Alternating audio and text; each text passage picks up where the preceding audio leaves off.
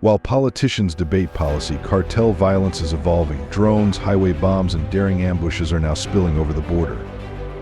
What happened, and why does it threaten to reshape the future of North America? Let's explore. To understand what's happening right now at the United States-Mexico border, we need to go back to July 2024, when a major turning point in organized crime history reshaped the region. The Sinaloa cartel operates more like a transnational criminal enterprise than a street gang. With financial resources exceeding those of some nations, it maintains intelligence networks, armed factions, and advanced technological capabilities. There have been reports of cyber operations targeting state systems and infiltration efforts within the United States, demonstrating a concerning level of reach and sophistication. For years, the state of Sinaloa remained relatively stable under their influence. While governance was authoritarian and unchallenged, internal disputes were limited. Surprisingly, local homicide rates were lower than in several major United States cities. It was a fragile balance of power, upheld through control and financial incentives. But that balance was set to collapse following a secretive meeting between two longtime allies who were about to become bitter rivals. Ismael Zambada Garcia, also known as El Mayo, was 76 years old and had reportedly led the Sinaloa cartel for more than 30 years. He was one of the most wanted individuals by international law enforcement, with a $15 million reward reportedly offered by the United States government. For years, he had avoided arrest by maintaining a highly discreet lifestyle, often in remote locations and operating under strict security protocols. On July 2024, reports suggest that a trusted associate presented him with a proposal that would ultimately lead to his downfall. Joaquin Guzman Lopez, the son of Joaquin El Chapo Guzman, is said to have invited El Mayo on a trip under the pretense of a business opportunity. The meeting was arranged in Culiacan, where the two reportedly boarded the small Beechcraft King Air turboprop aircraft, possibly en route to view property in northern Mexico. According to multiple accounts, the aircraft instead crossed into United States airspace and landed in Texas, where U.S. federal agents were waiting. This led to the apprehension of El Mayo, an outcome believed to have been facilitated by Guzman Lopez, allegedly in exchange for the reward. What made this event particularly significant was the relationship between the two figures. Guzman Lopez is the son of El Chapo, a former close associate and co-founder of the modern Sinaloa cartel alongside El Mayo. The reported betrayal shook observers and raised questions about trust and succession within such organizations. The incident is viewed by analysts as a destabilizing moment for cartel leadership. If such a long-standing figure could be compromised from within, it signaled a broader vulnerability. What remained unclear was not only the motive but the implications for the power structure going forward. If someone close to you turned you in for $15 million, would you call it betrayal or survival? Be honest. For exactly 1 month after El Mayo's arrest, Sinaloa faced a period of extreme instability. The cartel's leadership structure had been built around the partnership between El Chapo and El Mayo. With El Chapo already in an American supermax prison and El Mayo now captured, there was a significant power vacuum. Two main factions emerged from this division. On one side were Los Chapitos, the sons of El Chapo, led by the individual who had organized the betrayal. On the other side was La Chapiza, the loyalist to El Mayo, who considered the betrayal an act of conflict. During those 30 days, there were attempts at negotiation. Cartel intermediaries tried to arrange a transition of power without violence. Some believed that the two groups could divide territory and operations peacefully. However, this did not succeed. In early September 2024, the fragile calm ended. El Chapiza initiated an operation targeting Los Chapitos' activities across Sinaloa. In response, Los Chapitos retaliated. Within hours, the state experienced widespread armed confrontations. This was not typical cartel violence. It involved tactics resembling military operations in populated areas. Both sides used advanced weapons, armored vehicles, and drones adapted to carry explosives. The scale of these confrontations was severe compared to previous conflicts. The initial day of clashes resulted in numerous casualties. This marked the beginning of what would become one of the most violent periods in modern Mexican history. Before continuing, I have a special 10-second request for all of you listening. If you can help me in any way, please hit the notification bell and subscribe. It helps this channel so much. And if you do that, I will do everything I can to make this show even better for you. Deal? What followed took even veteran observers by surprise. The scale and intensity of the violence marked a new chapter in the region's crisis. Reports emerged of confrontations occurring in residential and commercial areas, affecting communities that had previously remained untouched. Incidents of road closures, vehicle fires, and public unrest became more common. There were accounts of armed individuals seizing vehicles and restricting movement during daylight hours, prompting widespread concern about public safety. Within the first week, more than 100 individuals were reported as killed or missing. These incidents involved not only those linked to organized groups but also impacted bystanders caught in the conflict, individuals commuting to work, attending school, or going about daily life. The conflict between Los Chapitos and La Chapiza appeared to be disrupting normal life across multiple cities. The head of the Human Rights Commission in Sinaloa described the situation in Culiacan as one of serious concern. A growing number of disappearances and underreported crimes highlighted a climate of fear that made community response and documentation difficult. According to available figures, over 1,000 people have been reported as killed or missing in connection with the ongoing conflict. Human rights groups note that the actual number may be significantly higher, as many families may hesitate to come forward. The social and economic consequences were immediate. Schools suspended classes, businesses closed temporarily, and communities implemented informal safety measures to reduce risk exposure. In many areas, residents remained indoors after dark or for extended periods, limiting activity in public spaces. In Culiacan, main roads and public areas that were once busy grew quieter. In nearby cities such as Ahome and Alhuey, residents reported prolonged periods of minimal outdoor movement. The atmosphere in some neighborhoods was subdued, reflecting the community's effort to stay safe. The economic impact was immediate and severe. In Culiacan alone, financial losses reached hundreds of millions of dollars during the early months of the conflict. Many long-standing businesses were forced to close permanently. Tourism, a key source of income for the region, declined sharply. However, financial figures capture only part of the broader crisis. The situation quickly took on humanitarian dimensions. Healthcare facilities faced increased pressure, with reports of rising numbers of trauma patients. At the same time, some medical personnel were unable to reach their workplaces due to safety concerns. Schools remained closed for extended periods, affecting access to education for large numbers of children. Disruptions to supply chains made it difficult for residents to obtain essential goods such as food and medicine.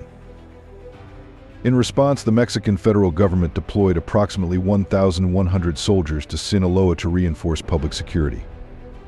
In a notable development, the military took control of weapons held by Culiacan's municipal police amid concerns about possible conflicts of interest during the operation. The federal government emphasized the need for regional stability and coordination.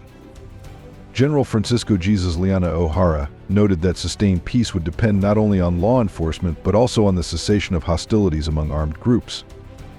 His remarks reflected the complexity of the situation, where traditional security measures faced considerable challenges. At that point, there were no strong indications that the violence was subsiding. Security conditions remained volatile and continued to impact daily life across the region. This development raised new concerns about security along the U.S.-Mexico border. Reports indicated that the violence linked to cartel activity was beginning to affect areas close to the United States. On January 27th, a few months ago, there was a reported exchange of gunfire near the border area by El Paso, Texas. According to public sources, U.S. Border Patrol agents responded to gunfire originating from the Mexican side of the Rio Grande. The agents took defensive action. This marked a serious escalation in cross-border tensions. However, border incidents were not the only concern. With traditional smuggling routes disrupted by enforcement operations and internal conflicts, some criminal networks shifted their focus to alternate revenue streams, including unauthorized activity targeting commercial freight. Freight trains transporting high-value goods between Mexico and the United States became vulnerable to interception. In Arizona, at least 15 individuals were charged in connection with coordinated efforts to stop and rob trains. Nearly half were identified as Mexican nationals with alleged connections to organized groups. These operations reportedly involved the use of air brake systems to halt trains and remove valuable cargo such as electronics, apparel, and packaged goods. Investigators noted that the methods appeared systematic and well-organized.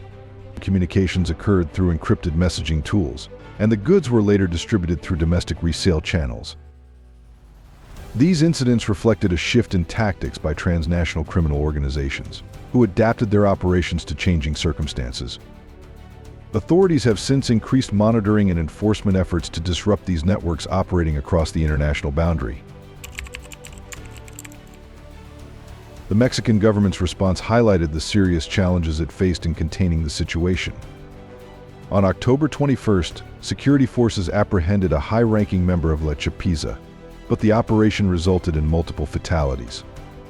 Shortly afterward, an event occurred that drew limited international attention despite its seriousness. According to official reports, an aircraft allegedly connected to Los Chapitos released explosive devices over the state of Durango, a known area of rival presence. This marked a concerning escalation in the conflict, with criminal groups reportedly utilizing aviation technology in tactical operations. The violence extended beyond Sinaloa, affecting neighboring states such as Chihuahua, Sonora, and Baja California, where intergroup tensions led to further instability. Since El Mayo's capture, the reported use of drones carrying explosive payloads has increased significantly. Government sources confirmed at least 15 such incidents, more than double typical historical averages. In response, U.S. officials expressed concern that the effects of these conflicts could influence neighboring U.S. states. While there is ongoing debate among security analysts about the direct impact on U.S. territory, authorities continue to monitor the situation closely. The rising violence linked to organized crime in Mexico has prompted some members of the former Trump administration to explore unconventional policy options, including the possibility of deploying U.S. special forces in targeted operations against cartel networks. These discussions were reportedly framed around models from past international counterterrorism efforts. For some policymakers, the idea reflects growing concern about the scale and nature of cartel activity, especially as incidents involving advanced weaponry and clashes near the U.S. border have raised questions about the effectiveness of traditional enforcement methods. Cartels today operate with complex structures, significant financial resources, and transnational reach. Analysts suggest that any military-style intervention could result in unpredictable consequences and escalate tensions both regionally and internationally. A relevant case often cited is the 2019 incident involving Ovidio Guzman Lopez, a high-profile figure linked to Los Chapitos. His arrest by Mexican authorities led to a series of coordinated responses in Culiacan, including disruptions to public services and reports of unrest across the city. The intensity of the reaction ultimately led the government to release Guzman in the interest of public safety. This event, sometimes referred to as the Battle of Culiacan, highlights the complexities governments face when confronting heavily armed criminal organizations. Experts caution that broad military interventions may carry significant risks and require careful evaluation of both legal and geopolitical consequences. To understand the complexities of potential military action against transnational criminal organizations, it's important to recognize the scope of their capabilities. These groups do not operate like conventional terrorist cells or national militaries. They employ a combination of financial, digital, and operational strategies that challenge traditional law enforcement models. Security analysts have noted that these organizations are highly adaptive and capable of conducting irregular forms of conflict. Their support networks span across borders, including affiliations with other groups in the United States and access to underground financial channels that facilitate rapid global money movement. In some reported cases, they have used cyber techniques to compromise information systems, enabling strategic advantages during internal conflicts. There have also been concerns about the misuse of such data to monitor adversaries. These groups possess access to a range of weapons and technology, including drones and high-powered firearms, which they have used in confrontations with security forces. Incidents involving advanced tactics have drawn comparisons to military-style engagements in certain regions. Experts also highlight the serious humanitarian implications of these conflicts. Violence has at times affected non-combatants, and there have been troubling reports of harm to community members, including journalists and civil society workers. These incidents underscore the urgency of finding coordinated, lawful solutions to disrupt organized criminal operations without escalating instability. Subscribe for more deep dives into stories the mainstream won't touch, because this is only one chapter in a much bigger war. Mexico has previously attempted to confront cartel violence through direct military action. In 2006, then-President Felipe Calderón initiated a nationwide security campaign, commonly referred to as the War on Drugs, deploying the military against organized criminal groups. The campaign led to a significant escalation in violence across the country. According to public estimates, more than 300,000 people lost their lives over the following years, and millions were displaced due to instability. Rather than dismantling the cartels, the strategy resulted in prolonged and widespread conflict. Reports from that period documented threats against law enforcement and government personnel, as well as violence that affected entire communities. Acts of public intimidation were frequently used to discourage resistance and assert territorial control. Over time, the large cartels began to fragment into numerous smaller groups, many of which operated with less structure and greater unpredictability. This shift made enforcement efforts more complex and contributed to a rise in localized conflict.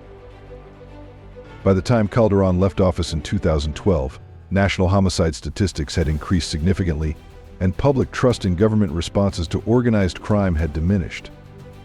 Analysts and policy experts have since pointed to this period as a cautionary example of the challenges involved in militarized responses to criminal networks.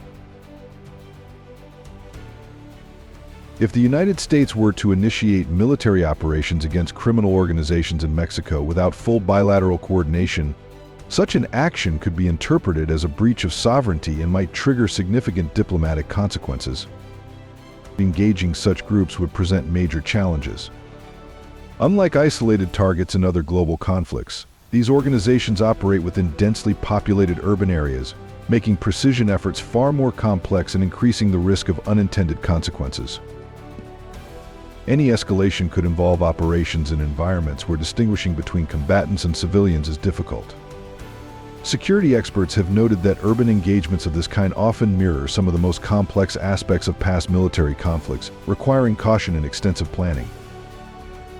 One additional concern is the potential for broader disruption.